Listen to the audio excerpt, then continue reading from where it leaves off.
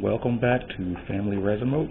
It is a very cold day outside, so we are just staying in, and we bought this, or no, you got that as a Christmas present, didn't you? So we're going to put this together, this Made by Me birdhouse. And hopefully we don't get splinters. Hopefully we don't get splinters, that's right. So we'll see how this turns out.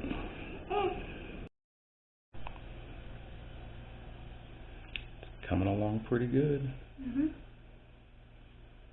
We just gotta paint the top parts before we attach it.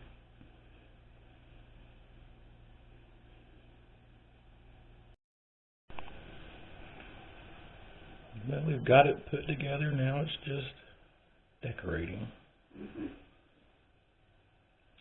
Is that a good brush to use to paint it? It's a big brush. Okay, works for me. You have to let it air dry. Yes. Or you can use that, or it's a sponge too. Also clean it with water.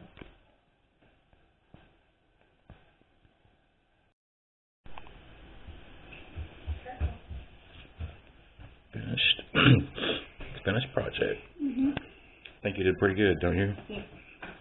You did really good. Good job.